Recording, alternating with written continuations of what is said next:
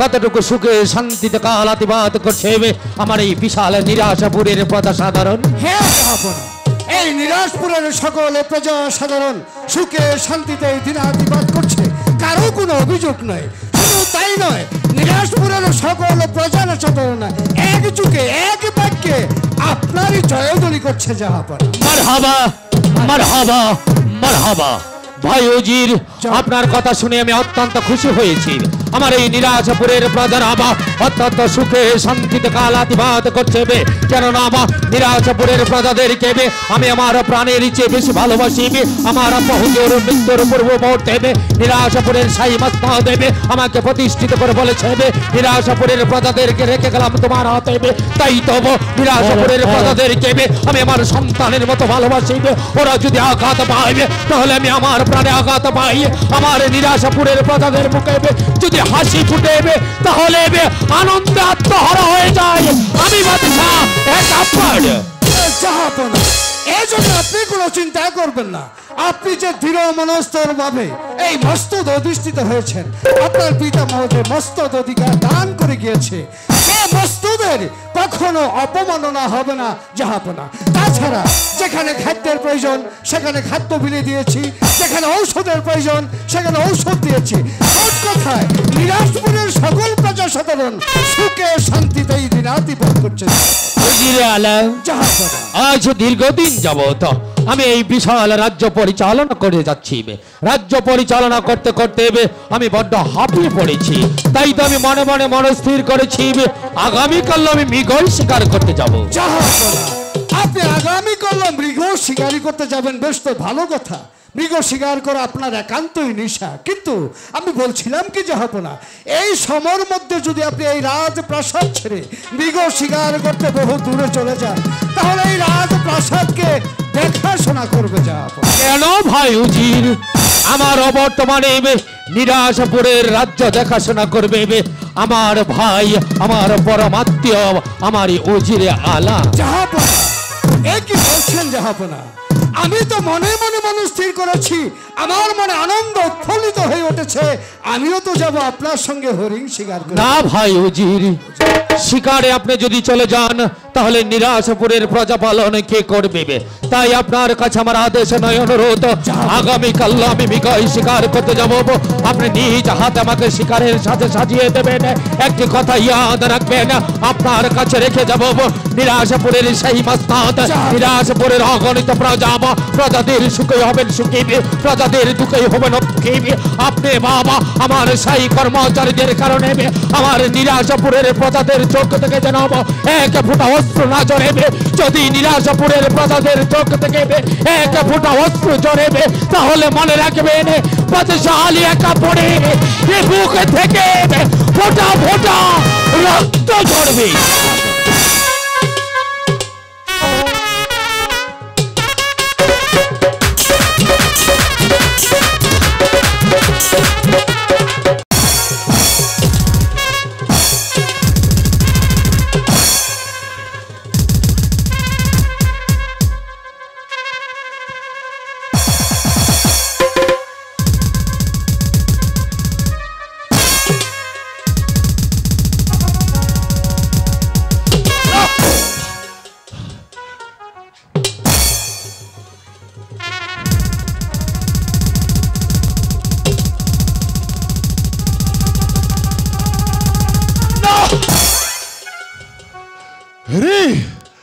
अरे तीन दुनियार मालिक, हम ये हाथ में बनो राजा छे, हे बनो माजे, हमारे जीव जंतुर साथे लड़ाई करे, जीविका निर्वाह करते हैं, तो जो दे हमारे एक शिकार मिलेगा दिस, हमारे बाल बच्चा जो ना खे मारा जा मेरे मालिक, हमारे मालिक, तो हमारे एक शिकार मिलिए दे। हेलो, हाल है तो, वही तो, पहाड़ी का कैसे तो हरिण जाती, আমি এই হরিণটা শিকার করব।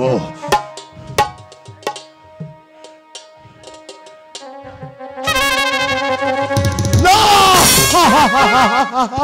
না হরি, তিন দুনিয়ার মালিক, আমি তো আদমি বনরাজ আছে, এ বনমাঝে আমাকে থাকতে হয় লতা পাতা দিয়ে কুটনিয়া বেঁধে। আমি আমার পরিবার নিয়ে বনমাঝে বসবাস করি, তো যদি আমাকে শিকারে মিলিয়ে দিস আমি যে না খেয়ে মারা যাব। আমার মালিক, তুই তো অন্তর যাবি, তুই তো আসমানকে দরিয়া করতে পারিস, আবার এই দরিয়াকে তো আসমান করতে পারিস। আমার মালিক, তো আমাকে একটা শিকার মিলিয়ে দে, শিকার। কালুয়া সর্দার, গতকাল 3 ডাকাতে যে 40,000 টাকা এনেছিস, সেই টাকা কোথায় গচ্ছিত রেখেছিস? ওই সর্দার, আপনাকে কে বললো আমি 10 ডাকাতি করেছি? আমি জানি গতকাল 3 ডাকাতে তুই 40,000 টাকা এনেছিস, এই যে সর্দারের কাছে জমা রেখেছিস। সেই কৈফিয়ত কি আপনাকে দিতে হবে? হ্যাঁ। না, সেই কৈফিয়ত আপনাকে দিতে পারবো না। তাহলে কার কাছে দিবি? এই কৈফিয়ত দেব সর্দারের কাছে। সর্দারের কাছে? ঠিক আছে, সর্দার আসুক, তারপর তুই বলবি 40,000 টাকা এই নাও সর্দার।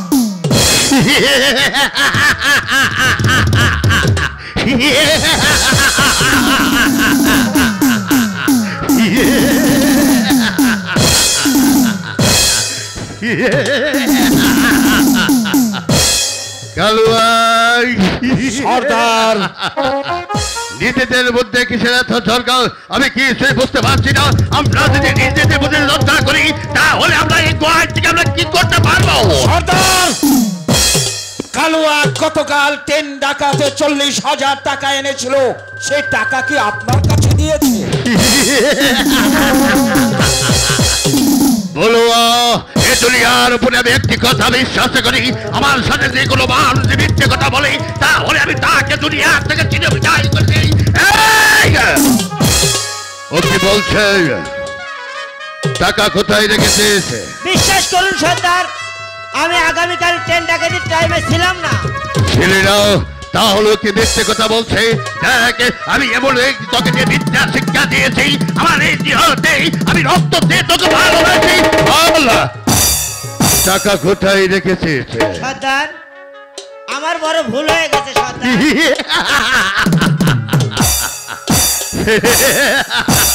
কালুয়া, সর্দার, দেখ, আমার দিকে ভালোভাবে তাকাই। আমি একজন তো মানুষের মতো ওই বাড়িতে আমার বাড়িঘর সব কিছু ফেলে দিয়ে আমি এসেছি গোয়াইতে।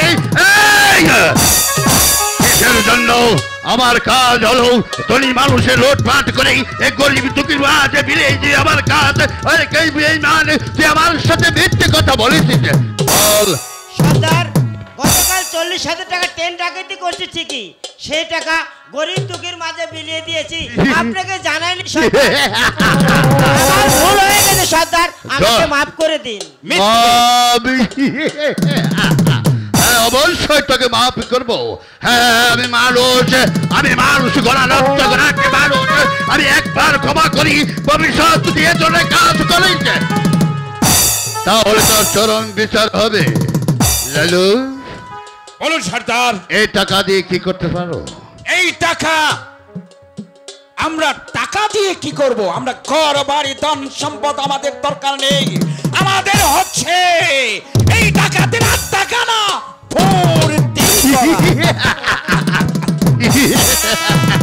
আমি বুঝতে পেরেছি। অনেক দিন ধরে গোয়াতে কোনো নাচ গান নেই। আমি বুঝতে পারছি তোমরা তা চলো তো, আর বিলম্ব নয়, এই মুহূর্তে এসো ভাইজি, তাদের সর্দার। এই ভাইজিগণ, এই কে কোথায় আছিস? এখানে আয়, সর্দারকে ভেজ দে। চলো ভাই।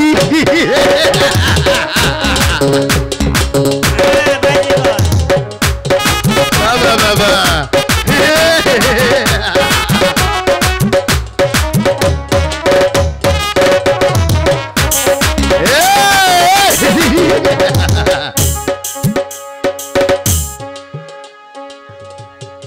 নাচো গাও, নাচ গান করে ভাঙ্গা মান চাঙ্গা করে দাও। চলো ওস্তাদ! এত বিলম্ব কেন? আমি ধৈর্য হারা হয়ে গেছি, ওদেরকে নাচতে বলো। এই মাল ঢালো, নাচো।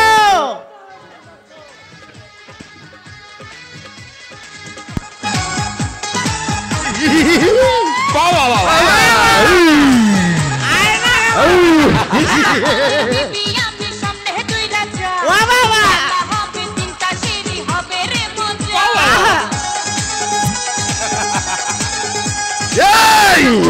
বাবা, আমি বড় আনন্দিত। সর্দার, আবা, আরেকটি হবে নাকি? No no no no no, আমি বড় আনন্দিত। আমি চলো বুঝতে পারি আমার গুহাতে এত সুন্দর সুন্দর নাচের কন্যা আছে। হ্যাঁ গো, আমি বুঝতে পেরেছি। তোরা এখনো বুঝতে পারছিস না এই নাম শোনার সঙ্গে সঙ্গেই আমি কেমন এমন করে চলে গেলাম। একদিন একা পর বাসায় অতিথিশালায় গেছিলাম, অনেক মানুষের দোয়া হতেই সেখানে তো খানা তো দূরের কথা, আমাকে চা বুকের উপর চা বুক আঘাত করেছিল। সেদিন সেই প্রতিহিংসার আগুনে আমি দাও দাও করেই এই পথ আমি বেছে নিয়েছি, যতক্ষণ পর্যন্ত একা পর বাসার আমি বিচার না করতে পারবো। সর্দার, সেই সুযোগে আমরা আছি। আমরা একেবারে বাদশাকে আমরা আক্রমণ করব। সেই আর বিলম্ব নয়, আমার গোয়ায় এখন সবাইকে ঘোষণা করে দাও, একাপর বাদশা যে পথে চলে আসবে সেই পথে যে আক্রমণ করে ওকে চলে আসবে আমার গোয়াতে, আমাকে কন্যাস করে আমাকে সে তাই হবে। তাই হবে সর্দার, এসো। তাই হবে সর্দার, তাই হবে। লড়াই দে না বনরাজ, আমি তোকে লড়াই দেবো না। আমি তোকে যাওয়ার পূর্বে একটি কথা স্মরণ করে দিই, আমি বনমাজ তোকে দুনিয়ার উপর যতদিন বেঁচে থাকবো আমি তোকে গর্বিত করবো, আমি তোকে সম্মান করবো। আমি তোর সাথে ওয়াদাবদ্ধ হলাম, কিন্তু বনরাজ আরেকটি কথা তোর একটি কাজ করতে হবে। তুই যতদিন দুনিয়ার উপরে বেঁচে থাকবি তার একটি কাজ করতে হবে। আমি যদি কোনো বিপদে পড়ে থেকে স্মরণ করি, আমার বিপদ আমাকে তুই ছাড়া দিবি, তাই আমি তোকে অশেষ ধন্যবাদ দেব আর আমার জীবন দিয়ে তোকে ভালোবাসতে। তো যখন স্বেচ্ছায় আমার সাথে পরাজয় বরণ করে আছিস, আমার মন মধ্যে তো ভালো মানুষ আছে, কিন্তু আমার একটা কথা আছে।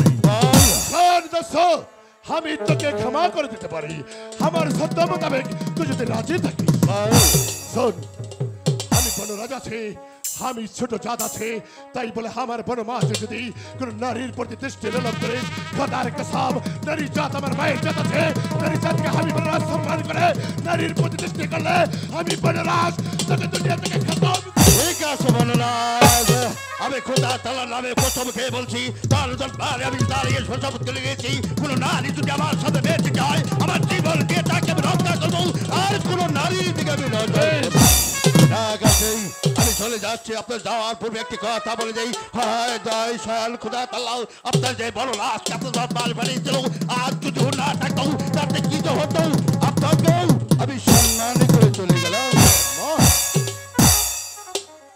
সালা দস্যু আছে সালা দস্যু হলেও আমার মনে হয় সালা ভালো মানুষ আছে আমার কাছে সম্মান করে আমার কাছ থেকে সে চলে গেছে। দেখ তো কোন আছিস বনরাজ বল তুমি আমাকে চিনতে পারছো না? না তোরে আমি এই গহীন বনমাঝে এসেছিলাম শিকার খুঁজতে আর আমি হচ্ছি নিরাশপুরের বাদশাহ আলী আকবর। বললে তো নিরাজপুরের বাদশাহ আলী আকবর আছে? হ্যাঁ বনরাজ। সত্যি তুই কবির অরণ্য মাঝে নিরাশ আলীপুরের আকবর বাদশাহ আছে আমি বনরাজ আছি। আরে তুই তো নিরাজপুরের বাদশাহ আলী আকবর আছিস তুই তো আমার মনিব আছিস। আরে রে যা আমি আপনি বনরাজ আছে আমি ছোট জাত আছে রে যা লে আমার মনিব তো আমার খারাপ পেনাম লে। ওঠো বনরাজ ওঠো, তোমার স্থান বাদশাহ আলী আকবরের পদতলে নয়, তোমার স্থান হচ্ছে বাদশাহ আকবরের এই কালিজায়। না না না না না হতে পারে না তো বাচ্চা আছিস তো আমার মনিব আছে আমি হাতমি বনরাজ আছে আমি চান্ডাল আছে আমি ছোট জাত আছে বনমাঝে অনেক বকবল্লতে আমাকে বসবাস করতে হয় আমার স্থানে বনমাঝে হয় তার কালি যায় নাই রে যা। বনরাজ বল হয়তো খোদা তোমাকে এই রাজ্যে আমাকে এই রাজ্যের বাদশা করে পাঠিয়েছে, তোমাকে বনরাজ করে পাঠিয়েছে, তবে আমাদের সবচেয়ে বড় পরিচয় হচ্ছে খোদার শ্রেষ্ঠ জীব মানুষ আমরা। তুমিও মানুষ আমিও মানুষ, তাই আজ যে উপকার তুমি আমায় করলে তাই তো নিরাশপুরের বাদশাহ আজ তোমাকে ভাই বলেবে, তার পক্ষে আলিঙ্গন করবে। আরে না রে না না না না না এ হতে পারে না রে আমি ছোট জাত আছে আমাকে দেখলে এই সমাজের মানুষ কিন্না ঠৎকার দেয় আমাকে দেখলে এই সমাজের মানুষ বলে চান্ডাল যাচ্ছে আমাকে দেখলে বলে হাতি বনরাজ যাচ্ছে। না বনরাজ, আমাকে ক্ষমা করে না দে। বনরাজ না, যারা তোমাকে ঘৃণা করে ছোট জাত বলে তারা হয়তো তোমাকে বুঝতে পারে না, তুমিই তো সত্যিকারের মানুষ যে নিজের জান বাজি রেখে মানুষের বিপদে ঝাঁপিয়ে পড়েবে। এসো বনরাজ আমার পক্ষে এসো এসো। সত্যি বনরাজ সত্যি তো আমাকে তোর পদতল থেকে তুলে নিয়ে তোর হৃদয়ের পাশে একটা স্থান দেবে। হ্যাঁ বনরাজ। আরে রে যা বনরাজ রে যা বনরাজ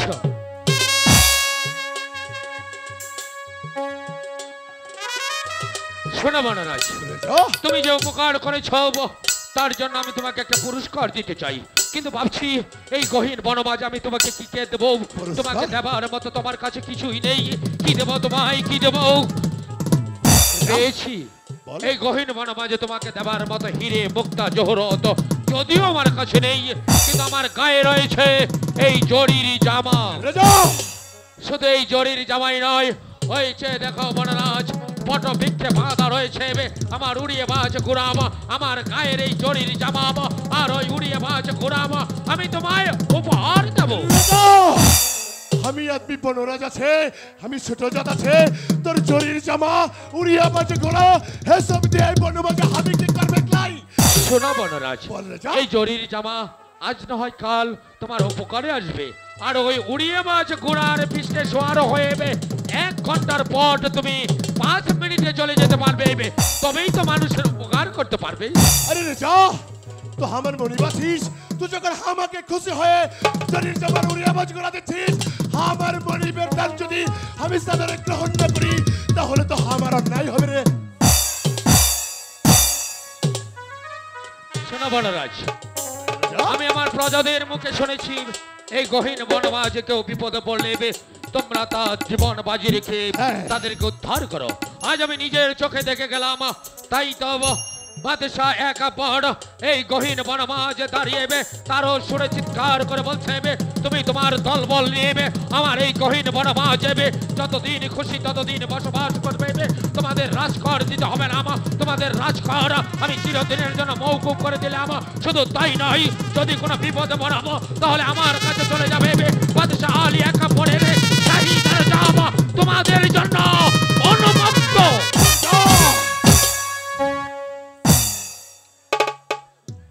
আরে তিন দুনিয়ার মালিক, তোর মহিমা বোঝা দায়। আমি আদমি বনরাজ আছে, এসব চুরির জামা আর উড়িয়া বাজগুলা এতে আমি কি করবে ক্লাইরে রেখা? বেশ, আমার মরিম যখন আমাকে খুশি হয়ে দিয়েছে, দেখি একটু গায়ে পড়লেই কেমন লাগে।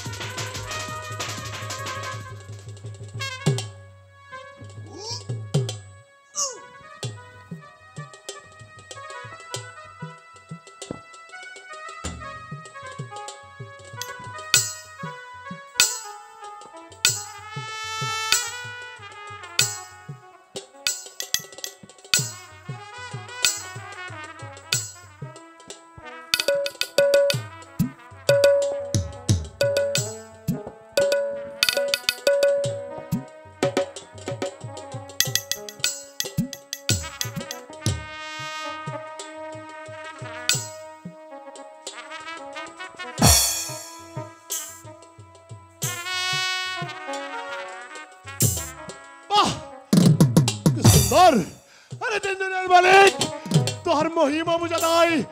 তুই তো অন্তর্যামী, তুই তো সব জানিস। তোর কাজ নদীর কুল ভেঙে ও কুল ঘোরা। আমি আদমি বনরাজ আছে, তো আমার সহায় থাকিস। আমার মনিবের চরির জামা আর উড়িয়া বজগুলা আমি সযত্নে আগলিয়ে রাখবো। তুই তো অন্তর্যামী, তুই তো আসমানকে দরিয়া করিস। আমার এই দরিয়াকে তো আসমান করিস, আসমান করিস। গহীন বনমাঝে শিকারে গিয়ে আমি বড্ড বিপদে পড়েছিলাম। কেন কেন যাহাবনা? একদল দস্যু এসে আমাকে আক্রমণ করেছিল, আমি তারও সুরে চিৎকার করতে থাকি। আক্রমণ করেছিল? হ্যাঁ উজির আজম। বনের মধ্যে দস্যু আপনাকে আক্রমণ করেছে। দস্যুরা হয়তো তাদের জানা ছিল না যে আপনি নিরাশপুরের বাদশা একাত্ম। হয়তো তারা আপনার কথা ভুলেই গিয়েছিল। সবকিছু জেনে শুনেই ওরা আমাকে আক্রমণ করেছিল। তারপর আমি তারও সুরে চিৎকার করতে থাকি। আমার চিৎকার শুনে এক বনরাজ ছুটে এসে জীবন বাজি রেখে দস্যুদের হাত থেকে আমাকে উদ্ধার করেছে। বলেন কি জাহাপনা, বনরাজ আপনাকে উদ্ধার করেছে? হ্যাঁ, আপনার চিৎকার শুনে বনরাজ অর্ধ সাহসে ছুটে গিয়ে আপনাকে রক্ষা করেছে। হ্যাঁ উজির আজম, বনরাজ তার মহত্বের কাজ করেছে জাহাপনা। তাই তো আমার গায়ের জরির জামার উড়িয়াবাজ ঘোড়া তাকে উপহার দিয়ে এসেছি। তাই নাকি জাহাপনা? হয়েছে, ভালোই হয়েছে। বনরাজ তার নিজের জীবনকে বিপন্ন করে, তার জীবনকে বাজি রেখে যখন আপনাকে উদ্ধার করেছে, তাকে জরির জামার উড়িয়াবাজ ঘোড়া দেওয়াটা আপনার ভালোই হয়েছে জাহাপনা। একই উজির আজম, বলুন জাহাপনা। আমি মাত্র কয়েকদিন মহলের বাইরে ছিলাম, এর মাঝে আমার মহল এমন নোংরা হয়ে আছে কেন? রসিক মালিকি মহল জারু দিতে আসেনি? জাহাপনা, রসিম আলী আপনি শিকারে যাওয়ার পর থেকেই আজ 4 দিন গত হলো, এর মধ্যে রসিম আলী কিছুতেই বাড়িঘর ঝাড়ু দিতে আসছিল না। কিন্তু কেন? রাজপ্রাসাদ ঝাড়ু দেওয়ার জন্য আমি তার কাছে গিয়েও ছিলাম জাহাপনা। আমি বলেছিলাম রসিম আলী, জাহাপনা তোমাকে নির্দেশ দিয়ে গেছে, আমাকে নির্দেশ দিয়ে গেছে, চলো এই মুহূর্তে তোমাদের রাজপ্রাসাদে যেতে হবে। আজ 4 দিন যাবত রাজপ্রাসাদ অপরিষ্কার হয়েছে। কিন্তু রসিম আলী কি বলেছে জাহাপনা? কি বলেছে? সে কথা আমি আমার মুখে বলতে সাহস পাচ্ছি না জাহাপনা। উজিরে আলা, হ্যাঁ জাহাপনা। আপনি আমার উজিরে আলা, আমি আপনাকে অভয় দান করছি। নির্ভয়ে খুলে বলুন, কেন রশি মালিবি এই মহলে ঝাড়ু দিতে আসেনি? জাহাপনা, আপনি আমাকে অভয় দান করলে আমি সেই কথাগুলো বিনা দ্বিধায় আমি আপনার সম্মুখে বলতে পারি জাহাপনা। বলুন জাহাপনা, আমি আপনাকে অভয় দান করছি, নির্ভয়ে খুলে বলুন। জাহাপনা, রশিদ আলীর বাড়িতে যখন আমি গিয়েছিলাম, আমি বলেছিলাম আজ 4 দিন যাবত রাজপ্রাসাদ ঝাড়ু দেওয়া হয়নি কেন? চলো এই মুহূর্তে রাজপ্রাসাদ ঝাড়ু দিবে, আমার সঙ্গে চলো। রশিদ আলী আমাকে বলেছে আপনার নাকি কোনো পুত্র সন্তান নেই, তাই তাদের এই রাজপ্রাসাদে আসতে, রাজমহল আসতে তাদের মুখে অন্ন জুটে না, তারা ধিক্কার করছে। আপনার মুখ দেখে নাকি তাদের মুখে অন্ন জুটে না, এজন্যই রশিদ আলী রাজপ্রাসাদ ঝাড়ু দিতে আসেনি জাহাপনা। উজিরে আলা, হ্যাঁ জাহাপনা। এটা কি শুধু রশি মালির কথা না অন্য কেউ বলেছে? জাহাপনা, আমি রাজ্যের সকল প্রজাদের কাছে ঘুরে ঘুরে দেখেছি, সকল প্রজার তরফ থেকে একই ধ্বনি, তাদের কণ্ঠে কণ্ঠিত ধ্বনিত হয়ে আসছে। হাট গোড়া বাচ্চার মুখ দেখলে লাখো মানুষের মুখে অন্ন জুটে না, তাই তো তারা এই রাজ্য ছেড়ে পালিয়ে যেতে উপক্রম করেছে। উজিরে আলা, জাহাপনা, এ আমার দোষ নয় জাহাপনা।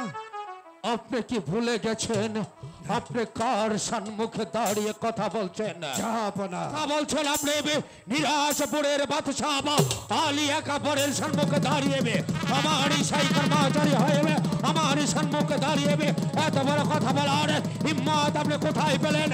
তাই বলছি এই স্থান ত্যাগ করুন। জাহাপনা, তাই যাচ্ছি জাহাপনা, তাই যাচ্ছি। উজির, আমি কি করলাম? উজিরকে বেজ্জত করে দরবার থেকে তাড়িয়ে দিলাম, কিন্তু কেন? কেন? উজির তো কোনো অন্যায় করেনি, কোনো অপরাধ করেনি। মেহেরবান খোদা তাআলা আমাকে এই নিরাশপুরের বাদশা করে রেখেছে, অথচ রেখেছে আট করে করে আমার এই অপায়া মুখ দর্শন করলে নিরাশপুরের প্রজাতির মুখে অন্ন জুটে না। না না না, আমি হতে দেব না। কেন না? নিরাশপুরের প্রজাতিরকে আমি আমার সন্তানের মতো ভালোবাসি। আমার জন্য, শুধুমাত্র আমার জন্য আমার এই নিরাশপুরের প্রজারা অনাহারে থাকবে, অত্যাহারে থাকবে, তা আমি কিছুতেই হতে দেব না। তাই তো এই রাজ্য থেকে অনেক দূরে গিয়ে বিসর্জন দেব।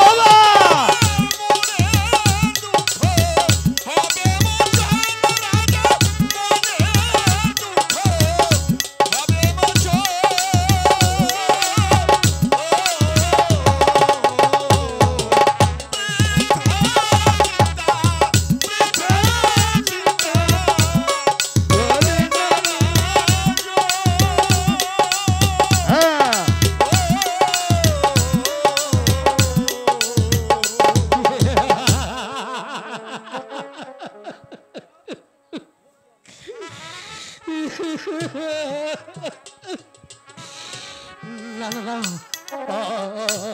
আমি আর বৃথা চিন্তা করব না, বৃথা চিন্তা করে সময় নষ্ট করে আমার নিরাজপুরের প্রজাদেরকে আমি আর অনাহারে রাখবো না, অত্যাহারে রাখবো না। একটি সন্তানের জন্য আমি কতই না লালায়িত, একটি সন্তানের জন্য আমার বেগম কতই না ডুকরে ডুকরে কেঁদে চাই, অথচ খোদা আমাদেরকে একটি সন্তান দেয়নি, যাদের এক মুঠো অন্যের সন্তান নেই তাদেরকে দিয়েছে কত ছেলে মেয়ে, আমাকে রেখেছে খোদা করে। আমি এই রাজ্য থেকে অনেক দূরে চলে যাব, অনেক দূরে। আব্বা হুজুর, একদিন এই শাহী মসনদ আমার হাতে অর্পণ করে বলেছিলেন আমি যেন নিরাশাপুরীর প্রজাতির শোক দুঃখের সাথী হই, পারিনি আব্বা হুজুর। আপনার দেওয়া এই দানের মূল্য আমি দিতে পারিনি আব্বা হুজুর। তাই তো আমার মতো অক্ষম অপায়া বাদশার শিরে এই শাহী তাজ শোভা পায় না। আপনার দেওয়া শাহী তাজ আপনারই দেওয়া মসনদে রেখে আমি চলে যাব আব্বা হুজুর, অনেক দূরে। হঠাৎ করে আমার মস্তক থর করে কেঁপে উঠলো কেন? আমার সারা মহল এমন থর করে কাঁপছে কেন? জাহানারাকে ডাকবো না, জাহানারা যদি এসে পড়ে তাহলে আমার হয়তো আর যাওয়া হবে না। তাই তো জাহানারাকে না জানিয়ে, এই রাজ্যের প্রজাদেরকে না জানিয়ে, রাতের অন্ধকারে নিজের রাজ্য থেকে, নিজের মহল থেকে আমি চোরের মতো পালিয়ে যাব আমার প্রজাদের সুখের জন্য, শান্তির জন্য। সুখে থেকো, শান্তিতে থেকো ওগো নিরাশপুরীর প্রজা সাধারণ, তোমাদের সুখের জন্য, তোমাদের শান্তির জন্য, তোমাদের অক্ষমা অপায়া বাদশা এই রাজ্য থেকে চলে যাচ্ছে। আর কোনদিন এই রাজ্যে আমি ফিরে আসবো না। এই মাসাই মাসনা দেবে আমি আর উপবেশন করবো না, আমি আর প্রজা পালন করবো না। এই অপায়া মুখ তোমাদেরকে আর দেখাবো না। এই হচ্ছে বাদশা একা পড়ে তোমাদের সাথে শেষে দেখা বিদায়। এখানে নেই, তাহলে জাহাপনা কোথায় গেল? না না, এই তো জাহাপনার মুকুট এখানেই পড়ে আছে, কিন্তু সে কোথায় গেল? হয়তো সে পুত্রের সঙ্গে দাঁড়ে দাঁড়ে ঘুরে বেড়াচ্ছে। না, আমিও যাব, জাহাপনা কোথায় আছে আমি তাকে খুঁজে বাইরে নিয়ে আসবো।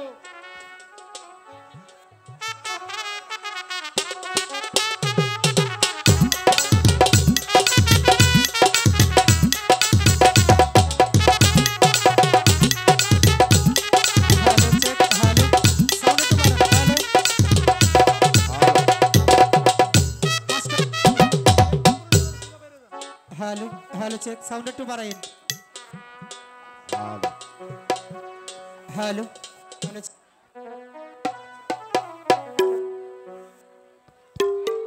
ওই বাইস্তা রে, হ্যালো, ওই বাইস্তা, আরে বেলা হয়ে গেল,